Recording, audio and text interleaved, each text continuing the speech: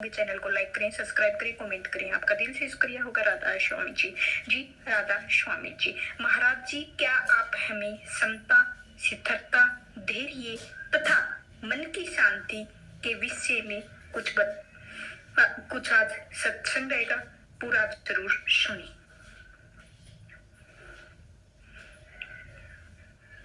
मन की शांति। रूहानी अभ्यास का उद्देश्य ही मन की शांति प्राप्त करना है। मन का बाहर फैलना ही सारे तनाव तथा उदासी का कारण है।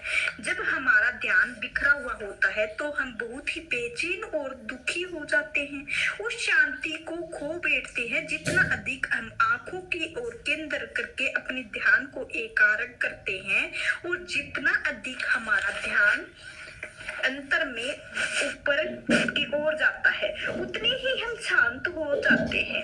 तभी हम अपने अंदर उस परम सुख का आनंद लेते हैं। मन जितना अधिक इन 9 द्वारों के जरिए बाहर के संसार में फैलता है, इसका कारण चाहे कुछ भी हो, उतने ही अधिक हम दुखी हैं, उदास हैं, बेचैन हो जाते हैं। शांति प्राप्त करने में केवल एक ही तरीका है, अपनी चेतनता को समेटकर आंखों के केंद्र में लाना और अपनी ध्यान को रुख नीचे की ओर से मोड़कर ऊपर की ओर करना। सच्ची शांति केवल आंखों से ऊपर ही मिल सकती है। जब तक हम अपनी आंखों के नीचे हैं, हम दुखी हैं। परमात्मा चाहे हमें सारी नियामतें दे दे, पर हम उनसे शांति कभी नहीं मिल सकती है। जब आत्मा के ऊपर से सारा आवरण या पर्दे हट जाते हैं, जब आत्मा निर्मल हो जाती है और अपनी असली नूर में चमकने लगती है, जब वह परमात्मा के समाने के योग्य हो जाती है, तभी हमें शांति मिल सकती है। जब तक हम आत्मा अपने मूल स्रोत से अलग है, हमें शांति प्राप्त नहीं हो सकती है।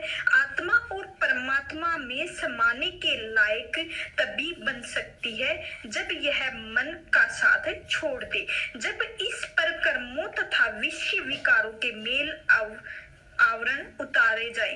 केवल तभी आत्मा निर्मल हो सकती है, जगमगा सकती है। केवल तभी हम शांति को प्राप्त करते हैं, अपनी चारों ओर शांति की किरणें बिखेरते हैं। इस शांति को प्राप्त करने का एकमात्र उपाय है रूहानी अभ्यास, जो हमारे मन को वापस उसके घर त्रिकुटी तक ले जाकर आत्मा के मन के बंधनों में छुड़ाकर उसके सारे मेले आवरण हटा देता है। हमें दुनिया की वस्तुओं तथा इंद्रियों भोगों के विलासों की सच्ची शांति कभी भी नहीं मिल सकती है। इससे प्राप्त सुख थोड़ी समय के लिए होता है और इसमें उलझकर हम कई बार दुखी हो जाते हैं। सो हमेशा हमारी शांति के प्राप्त करने के लिए एक ही उपाय है, वापस परमात्मा के पास जाना, उसमें क्षमा जाना। असल में हम हर एक चीज को अपनी मूल स्रोत तक पहुंचकर ही शांति होती है। जब तक हम अपने मूल से अलग हैं, हम कभी शांति मिल नहीं सकती है। उदाहरण के लिए हमारा स्थूल शरीर पृथ्वी, जल, अग्नि, वायु तथा आकाश इन 5 तत्वों से बना है। जब शरीर ये 5 तत्वों के बाहर अपने मूल तत्वों में मिल जाते हैं तो शरीर शांत हो जाता है, हमें सारी बीमारियों से छुटकारा प्राप्त हो जाता है। जब तक ये तत्व शरीर से बंधे हैं, अपने असल से अलग हैं, शरीर चंचल रहता है। इसी प्रकार जब तक अपने मूल स्थान त्रिकुटी से अलग है, यह शांति नहीं रह सकता है, बिल्कुल भी शांत नहीं रह सकता है। और जब तक आत्मा अपने मूल परमात्मा से अलग है, इसे भी शांति नहीं मिल सकती है। हमें शारीरिक, मानसिक तथा आत्मिक शांति, आत्मिक आनंद तभी प्राप्त हो सकता है जब हम 5 तत्वों मन तथा आत्मा अपने अपने स्थानों में लीन हो जाते हैं। महाराज जी परमात्मा किस प्रकार की प्रार्थना सुनना पसंद करते हैं? तो इसका आंसर रहेगा भजन सिमरन की। परमात्मा की भक्ति या भजन सिमरन से ही हमारी सच्ची पूजा या प्रार्थना है, इस जिससे वह प्रसन्न होता है। हजरत ईसा कहते हैं केवल शब्द की भक्ति ही प्रभु को प्रसन्न करती है, दूसरी कोई दूसरी पूजा इसे प्रसन्न नहीं कर सकती है। गुरु अमरदास जी का कथन है, प्रभु करे सबू लोकू स्तहु मन मुखू थाई न पाई, शब्दी मेरे मनु निर्मलु और सतुहु इहे पूजा थाई पाई। आपका भाव है कि परमात्मा की भक्ति तो सब लोग करते हैं, परंतु भक्ति या पूजा की असली विधि न जानते हुए मन के कहे अनुसार पूजा करते हैं, जो सफल नहीं होती है। शब्द का अभ्यास करने, शब्द में मर जाना अर्थात पूरी तरह से लीन हो जाना, शब्द के रूप में हो जाना परमात्मा की असली पूजा या प्रार्थना है। यह हमें परमात्मा से मिलाने में सफल होती है। परमात्मा की यह भक्ति परमात्मा की मौज में है, परमात्मा के भाड़े में रहते हुए हमारी सहायता करती है, सहायक है। यही सबसे उत्तम पूजा या प्रार्थना है, यही सच्ची प्रार्थना है। गुरु अमरदास जी कहते हैं, गुरुमुखी होवे सुपूजा जाने भाणा मनी वसाई। तो अर्थात प्रभु की सच्ची भक्ति या पूजा जीव को प्रभु के भाणे या मौज में रहने के लिए सामर्थ्य प्रदान करती है। यह रूहानी अभ्यास आपको मालिक की मौज में रहने की मदद देगा और मालिक के भाणे रज्जा और मौज में रहना है। जीवन की घटनाओं को क्षमता तथा साथ लेना तथा जो भी परमात्मा दे उसमें खुशी के साथ प्रभु की दया समझकर स्वीकार कर लेना सबसे बड़ी प्रार्थना है। शरण की ऐसी भावना केवल भजन सिमरन से ही आती है। भजन सिमरन ही एक प्रार्थना है जो प्रभु को मंजूर है और पूरी तरह से खुद को प्रभु की इच्छा से छोड़ देना है और अपने अहंकार को समाप्त कर देना है, प्रभु में लीन हो जाना है, प्रार्थना करना है। तो भजन सिमरन है। संसार में कोई ऐसी प्रार्थना नहीं है जो परमात्मा को खुश कर सके। प्रभु केवल यही प्रार्थना पसंद करते हैं कि उसमें मिल जाने की कामना करें। प्रभु भजन सिमरन के द्वारा ही हमें अवस्था प्राप्त हो सकती है, इसीलिए यही सबसे अच्छी प्रार्थना है। संत मंत में ऐसी कोई भी खास प्रार्थनाएं नहीं है जिन्हें आप दिन में 4 या 5 बार दोहरा ले। प्रार्थना के लिए शब्दों या भाषा की जरूरत नहीं है।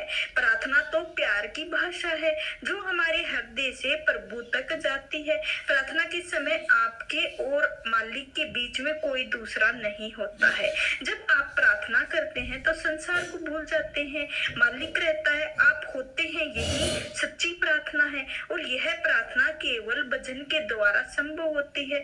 जब हम यह भूल जाते हैं कि हम कौन हैं और कहाँ हैं, परमात्मा से अपनी इच्छाओं और तृष्णाओं को पूरा करने की मांग करना सच्ची प्रार्थना नहीं है। यह तो प्रार्थना नहीं बल्कि वापस में इस संसार सागर में धकेल दी जाने वाली मांग है। अगर हम परमात्मा से अपनी दुनियावी इच्छाओं को पूरा करने की प्रार्थना करते हैं तो हम उन इच्छाओं को पूरा करने के लिए बार बार संसार में आने की तैयारियां कर रहे हैं। संसार में तो हम प्रार्थना के बिना भी आ सकते हैं, इसीलिए रटी रटाई प्रार्थना या सांसारिक वस्तुएं मांग हमें कहीं नहीं ले जा सकते हैं। तो हमारी प्रार्थना केवल यही होनी चाहिए कि हमें परमात्मा में लीन हो जाएं। जब से सृष्टि की रचना हुई है हम परमात्मा से बिछुड़े हुए हैं, हम उनके वियोग में सदा दुख सहते रहे हैं और वह दया करके हमें वापस अपने में मिला ले, यही हमारी प्रार्थना होनी चाहिए। इसीलिए हजरत ईसा कहते हैं कि अगर तुम मेरी बात नहीं सुनोगे, मेरे उपदेशों पर नहीं चलोगे तो यह मत सोचो कि मैं तुम्हें दंड दूंगा, क्योंकि तुम तो अभी भी सजा भोग रहे हो। सजा भोगने का अर्थ है कि हम इस रचना का अंग बने हुए हैं। हजरत ईसा कहते हैं कि प्रभु से तुम्हारी क्या शिकायत कर सकता हूँ, तुम तो पहले ही अपराधी और सजा भुगत रहे हो। अब तो हम इस सजा को मुक्त होकर प्रभु के पास पहुंचना चाहते हैं। प्रार्थना हमारा प्रबंध नहीं बदल सकती। जो कुछ भी प्रभु के हमारे पिछले कर्मों के अनुसार हमारे भाग्य में लिख दिया है वह हमें अवश्य मिलेगा, चाहे उसके लिए हम प्रार्थना करें या न करें। फिर जिस प्रभु ने हमें जन्म दिया है उसे हमारी बेहतरी का हमसे अधिक ख्याल है। हमें नहीं मालूम कि हमारी भलाई किस बात में है। हम मालिक से अपनी कुछ इच्छाएं पूरी करने के लिए प्रार्थना करते हैं। अगर ये इच्छाएं पूरी हो जाती हैं तो हम उन्हीं वस्तुओं से इतने परेशान हो जाते हैं कि उनसे छुटकारा पाने के लिए प्रार्थना करना शुरू कर देते हैं। जब हमें यह मालूम ही नहीं है कि हम किस चीज के लिए प्रार्थना करनी चाहिए, तब मालिक पर ही सब कुछ क्यों ना छोड़ दिया जाए। परमात्मा के प्रति अविश्वास क्यों दिखाएं? क्यों हमें पूर्ण विश्वास होना चाहिए। जो कुछ भी प्रभु हमें देता है वही हमारे लिए हितकारी है। अपनी माता को प्यार करने वाला बालक माता की गोद में अपने आप पूरी तरह से छोड़ देता है। उसे कुछ भी मांगने की जरूरत नहीं है। वो माता बच्चे की प्रति सतर्क है। उसे कब खिलाना है, कब नहलाना है और कब इन सब बातों में ध्यान रखती है। वह इस तरह से की देखभाल करती है कि बच्चे को कुछ भी मांगना ना पड़ता है। वह जानता है कि माता उसे प्यार करती है। इसी प्रकार अगर हम को भी अपने आप को किसी शर्त के उस परमात्मा के हवाले कर देना है तो हमें पता लग जाएगा कि वह हमें प्यार करता है, तो हमें वही देगा जिसमें हमारी भलाई हो। हमें वही उसकी दात समझे हैं और क्षमता है और खुशी से हम शायद सब कुछ स्वीकार कर लेना चाहिए। हमारी केवल यही प्रार्थना है कि उस परमात्मा से मिला जाए, क्योंकि अब यह वियोग और नहीं सहा जा सकता है। हजरत ईसा ने एक बहुत ही प्यारी सुंदर उदाहरण दिया है। वे कहते हैं कि तुम परमात्मा से रोटी और बहुत सी चीजें मांगते हो, वह चिड़िया, कीड़े मकोड़े तथा जीवों को खुराक नहीं देता। क्या वह उस घास को खुराक नहीं देता है? उसे काट कर 1 मिनट में जला दिया जाता है। तब क्या तुम्हें रोटी नहीं देगा? तुम्हारी देखभाल नहीं करेगा? तुम जो कि सृष्टि के सबसे ऊंची रचना हो। गुरु अंगद शाही फरमाते हैं, नानक चिता मती कहू चिंता तिस ही हुई, कि जिस परमात्मा ने हमें जन्म दिया है उसे हमारी जीविका या रजक हमसे ज्यादा चिंता है। तो आज का सत्संग इधर ही समाप्त होता है। आपको कितना अच्छा लगा जरूर बताएं। चैनल को लाइक शेयर सब्सक्राइब जरूर करें। आपको दिल से शुक्रिया। राधा स्वामी जी। आप खुश और स्वस्थ रहें। राधा स्वामी जी।